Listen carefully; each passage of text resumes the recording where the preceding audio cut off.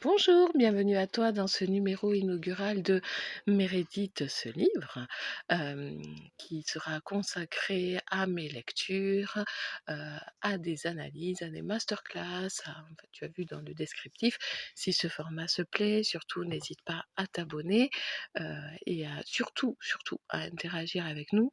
Et aujourd'hui, ce premier numéro va être consacré à celui sans qui je ne serais rien, sans qui je ne serais pas prof, sans qui je n'aimerais pas la littérature, sans qui je ne ferais pas de recherche, et celui à qui finalement je dédie toute cette chaîne qui sera accepté gentiment d'en être le parrain.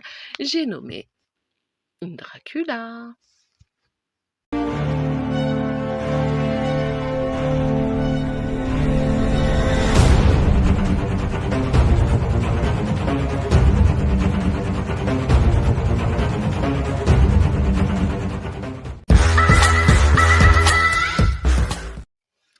Donc Dracula est un roman célébrissime.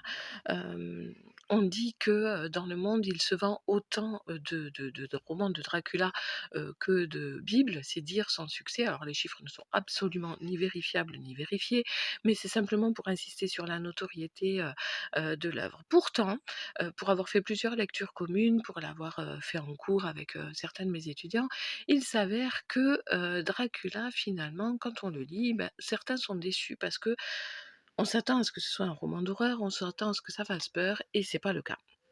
De fait, la question de l'émission d'aujourd'hui: pourquoi ça fait pas peur de lire Dracula? Donc on va essayer d'y répondre. Dracula, écrit par Bram Stoker, écrivain irlandais installé à Londres, qui écrit son bouquin en 1897 et qui reprend tous les codes de la littérature gothique, alors que la mode du roman gothique en Angleterre est finie depuis plusieurs décennies, et que plus personne n'en lit véritablement. Donc pourquoi a-t-il eu le besoin de créer un personnage gothique? Nous allons le voir dans la deuxième partie, mais avant toute chose, et nous procéderons systématiquement de la même manière, parce que tu ne l'aies pas lu, que tu l'aies lu il y a longtemps, ou pour être sûr qu'on parle de la même chose, on commencera systématiquement par un petit résumé. Donc, dans une année, imprécise de la fin du 19e siècle, Jonathan Harker, un jeune clerc de notaire, bientôt marié à une jeune femme, tout à fait, exemplaire et vertueuse, Wilhelmina, est envoyé en Transylvanie par son patron pour conclure une transaction avec, le comte Dracula, qui vient d'acquérir, des terres dans le comté de Carfax et qui doit signer l'acte de propriété. Donc Jonathan arrive, le coin est très mystérieux, très, très différent de l'Angleterre. Les gens sont, pétris de superstitions. Dès qu'ils demandent à parler à Dracula, tout le monde, fait le signe de croix. Il y a des légendes, la faune est inquiétante, on entend des loups, on entend des chouettes, enfin des choses qu'on ne voit que très rarement à Londres.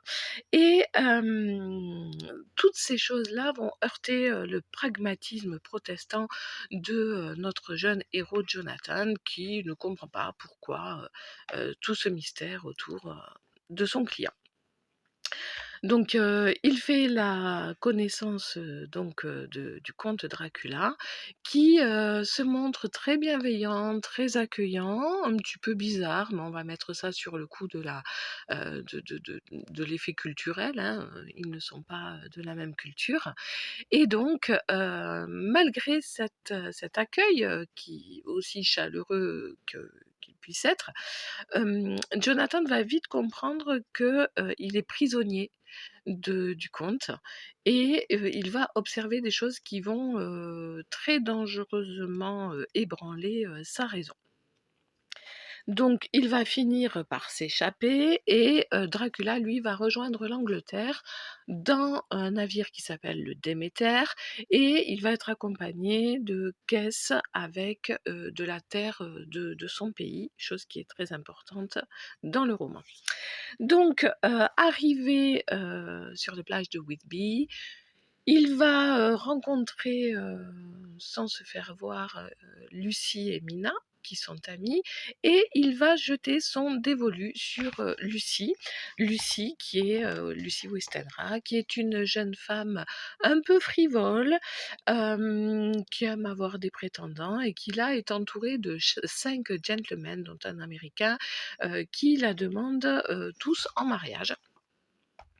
Et donc, elle ne sait lequel accepter, et donc voilà, elle minaude avec Mina, très jolie phrase d'ailleurs, elle va petit à petit dépérir sous les yeux absolument impuissants de ses prétendants, de ses fiancés. Et elle va faire des crises de somnambulisme, elle va faire des crises d'anémie. Petit à petit, elle va être totalement inconsciente, et ils sont totalement désœuvrés, notamment le jeune docteur aliéniste prometteur John Seward, qui, en désespoir de cause, va faire appel à son mentor, le professeur Van Helsing. Donc celui-ci va essayer de diagnostiquer tout ce qu'il peut pour comprendre la maladie de Lucie, et va émettre finalement un diagnostic absolument aberrant pour l'époque: elle est victime de vampirisme. Donc après avoir prouvé à ses hôtes la véracité de son propos en ayant sacrifié Lucie, puisqu'il va les entraîner à la tuer selon les rites vampiriques, c'est-à-dire le pieu dans le cœur, décapité, enfin, dans une scène absolument magistrale de l'œuvre, ben, la gentry étant convaincue de la présence d'un vampire chez eux, il va les enjoindre à donner la chasse à ce mystérieux comte Dracula. Dracula va bien sûr pester d'avoir perdu sa proie, et donc va choisir Mina, donc la jeune épouse de Jonathan, pour remplacer Lucie. Et donc, il va la forcer à boire son sang, il va boire le sien, et créer entre eux un lien télépathique. Mais comme Mina est une femme forte, une femme exemplaire, une femme vertueuse, et donc la quintessence finalement de ce que le victorianisme élève comme étant une femme, elle va déjouer l'emprise qu'il a sur elle et concourir à la perte du vampire, puisque c'est ce lien télépathique qui va permettre à la bande de gentlemen de positionner, de localiser Dracula, et donc d'en venir à bout, ou pas. On verra bien en fonction de ce que tu en diras dans les commentaires. Moi, j'ai ma petite idée. Donc, après ce résumé, petite analyse. Donc là, je vais te proposer une analyse qui va être peut-être un peu en dehors des clous. On va pas forcément parler du roman gothique, de ceci, de cela. Moi, ce que je te propose, c'est une analyse un petit peu différente. J'ai beaucoup travaillé sur le mythe de Dracula, et donc j'aimerais te proposer un angle de vue un peu différent. Donc, si tu cherches l'épouvante, tu passes ton chemin. Il n'y a rien qui fait peur dans Dracula. Si tu as soif de sang, si tu aimes le gore, si tu aimes la violence, si tu aimes l'hémoglobine, si tu aimes tout ça, tu vas être déçu. Donc, si tu veux de l'action, il y en a pas beaucoup. Il y a la mise à mort de Lucie et la course-poursuite contre le soleil, et donc contre Dracula à la fin du livre. Mais sinon, sur les 600 autres pages, il se passe pas grand-chose. C'est un roman épistolaire, c'est un roman où on va avoir le point de vue des protagonistes a posteriori. Donc on est plutôt dans un roman réflexif que dans un roman d'action. Donc, si tu cherches l'adrénaline, le bouquin va te tomber des mains. Alors quoi? Tu vas me dire, c'est nul Dracula? Bah non, c'est pas nul Dracula. Oh que non, mais ça demande un petit effort. C'est-à-dire que ce qui va être intéressant, c'est de voir que finalement, le conte, c'est le grand absent du roman. Il va parler un petit peu au début, et puis c'est tout. Après, c'est une espèce de forme vide, de coquille vide, qui va concentrer, qui va abriter, qui va cristalliser les angoisses, les frustrations, les désirs de ces gentlemen et de ces ladies victoriennes. On sait que c'est une société qui est extrêmement contrainte, qui est extrêmement pudibonde, qui a tout misé sur la culture, sur ce qui se fait, sur le quant à soi, sur la décence, sur la bienséance. Et le comte Dracula, par son exotisme, par le fait qu'il soit transylvanien, par le fait que ce soit un étranger qui est ni tout à fait le même, ni tout à fait un autre que nous, va nous servir de déversoir à frustration. Et finalement, il va incarner tout ce que cette société victorienne répudie en conscience, mais appelle de ses vœux et de ses sens inconsciemment. C'est-à-dire qu'il va un peu fonctionner comme fonctionne un bouc émissaire. Il va incarner la nature, les croyances, il va incarner l'érotisme, la vie après la mort, mais une vie incarnée et pas une vie uniquement spirituelle. Il va incarner l'envers de ce qu'il faut être quand on est un humain victorien.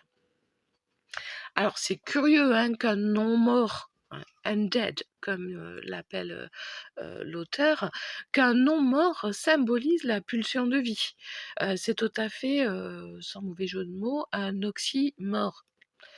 Et cette pulsion, elle est haïe, elle est traquée par l'intelligentsia. Donc quand les gentlemen que sont Jonathan Stewart, Van Helsing et toute la clique se mobilisent et traquent le vampire, c'est toute la société victorienne qui traque tout ce qui n'est pas convenable.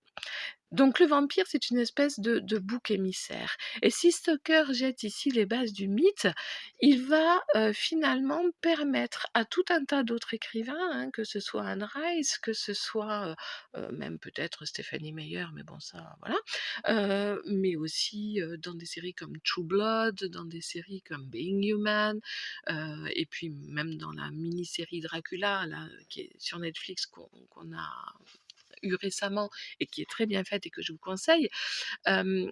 Du coup, Bram Stoker a voulu, consciemment ou pas, je ne sais pas, faire de Dracula un bouc émissaire. C'est-à-dire un bouc émissaire au sens où on l'entend peut-être dans le Lévitique, dans la Bible, dans le sens où René Girard aussi l'entend dans La violence et le sacré, hein. Je te mets toutes les références si ça t'intéresse en commentaire de cette vidéo en bas. Et donc, le vampire va revenir systématiquement dans les sociétés, à chaque fois qu'il y a des périodes de crise et il va systématiquement incarner les minorités. Donc dans l'impressionnisme allemand, il va incarner le juif, dans les années, 80-90, comme, dans Les Prédateurs, il va incarner les malades du sida, il va incarner les homosexuels, enfin, il va toujours incarner ces gens qui sont ni tout à fait les mêmes, ni tout à fait les différents de nous et qui effraient soit l'intelligentsia, soit le peuple. Donc le vampire va toujours être celui qu'il faut traquer parce qu'il cristallise, il représente ce qui nous fait peur, ce qui nous effraie, les communistes, les sidéens, les homosexuels, les femmes de couleur, voilà, peut-être aussi, verrons-nous, les Russes ou les Ukrainiens, je ne sais pas. Donc il y a toujours un lien direct. Donc c'est pour ça, il fait pas peur au sens gore du terme, au sens horrifique du terme, mais il fait peur au sens ontologique, au sens humain, c'est-à-dire au sens où il appelle en nous ce sentiment d'insécurité, de ce qui va menacer finalement notre sécurité interne et notre sécurité sociale. Donc le vampire va les cristalliser tous. Et chaque époque va avoir son vampire. Donc de temps en temps, dans les périodes calmes, le vampire décline dans la production littéraire et cinématographique. Et puis, il revient, plus ou moins fortement, plus ou moins ironiquement aussi, hein, il peut aussi avoir une charge, très importante au niveau, ironie et parodie, puisque la parodie est aussi une forme utilisée pour déjouer les peurs ou pour, pour montrer du doigt plus exactement, la bêtise qu'il y a à avoir peur de quelque chose. Donc à chaque époque, son vampire, celui qu'on se plaît finalement à détester et celui qu'on va tuer sans remords pour essayer, comme Van Helsing et Stewart et toute la compagnie, de finalement, ramener la paix sur terre. Donc c'est un roman sensuel, c'est un roman brutal, c'est un roman subversif, donc il avait tout pour me plaire. Il a tout pour plaire en général, à condition de laisser derrière les préjugés et les images polluantes qu'ont véhiculé la culture pop d'un vampire sanguinaire et effrayant. Donc Dracula, moi perso, je pourrais vous en parler pendant des heures, pendant des jours, pendant des années. C'est d'ailleurs ce que je fais en général. Le mieux, c'est vraiment que vous le lisiez ou que vous le relisiez. Et je vais vous donner un petit conseil. Si vous remplacez le mot sang par une autre substance masculine, ça donnera tout un autre sens à votre lecture, notamment en ce qui concerne l'emprise du vampire sur les femmes. Mais ça, c'est un petit conseil de lecture. Donc, je vous conseille de le lire si vous voulez des sensations fortes avec les yeux vierges d'un victorien ou avec vos propres démons à exorciser et que vous vous nourrissiez l'un et l'autre de la vie éternelle.